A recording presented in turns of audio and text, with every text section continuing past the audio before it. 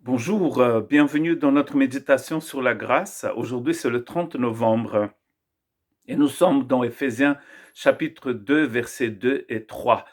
Mais nous allons lire aussi le verset 1.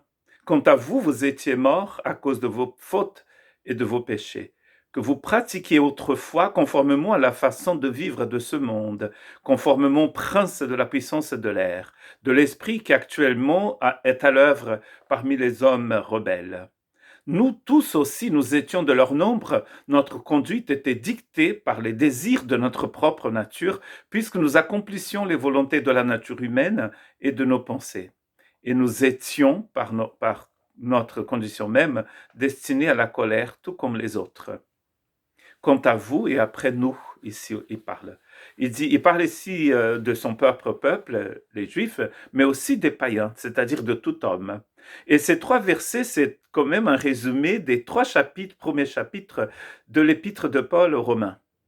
Dans l'épître de Paul aux Romains, il va parler de cette condition de vous et de nous pendant à peu près 3 chapitres, et ici, il va résumer tout cela dans 3 versets.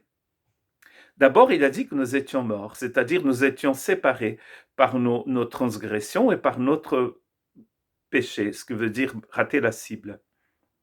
Nous avions ce désir de marcher dans la direction qu'il ne fallait pas et aussi de passer à côté de la cible. C'est ce que veut dire le mot péché en grec. Après, il va parler d'une pratique, d'une marche, d'une façon de vivre qui était un fait de l'esclavage. Nous étions esclaves. Et ici, nous étions esclaves de 3 choses. D'abord du monde, après du prince de la puissance de l'air, et ensuite de la chair, de notre nature propre. C'est très intéressant, si on commence par le prince de l'air, c'est que l'expression prince de l'air ici, c'est prince d'une atmosphère brumeuse, d'une atmosphère de fog, de, de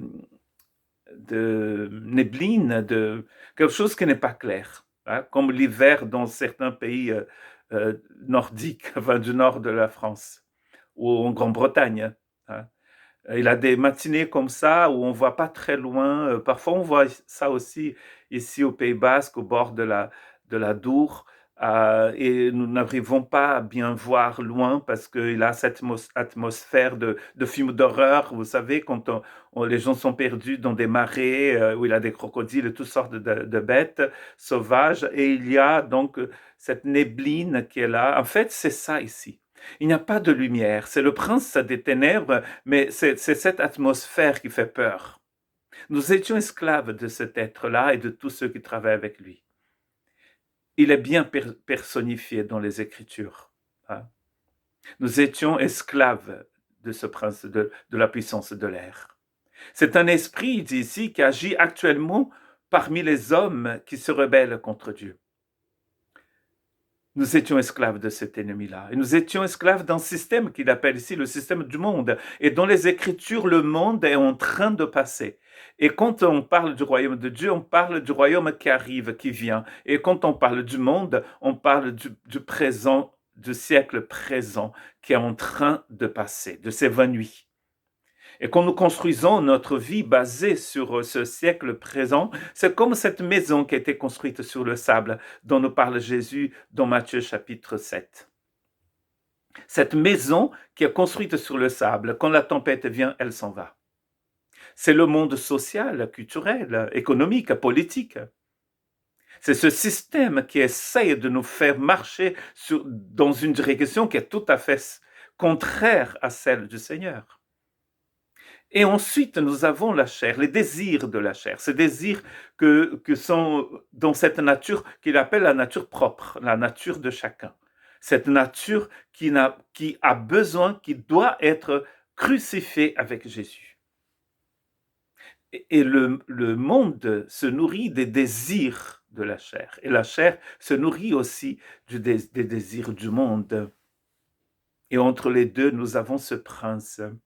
Tout cela avant d'avoir rencontré la grâce de Dieu. Car la grâce de Dieu, justement, est venue pour nous libérer de tout cela.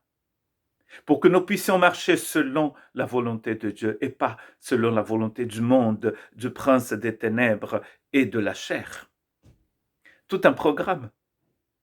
Mais c'est tout un programme qui est déjà accompli par le Seigneur sur la croix. It is finished, il dit en anglais. C'est fini, dit Jésus. C'est fini. Cet esclavage, cette domination du mal est finie. Le monde est mort à la croix avec Jésus, crucifié. Comme Paul dit, je suis crucifié pour le monde. La chair est crucifiée. Et le prince de l'air a déjà été vaincu. Il est vaincu à la croix.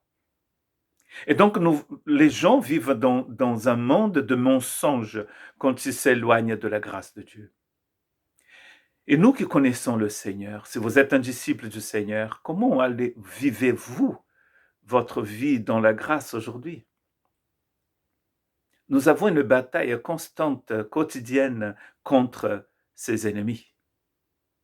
Parce que la tendance, vous voyez, avec la gravité du mal, la gravité nous attire toujours vers le bas.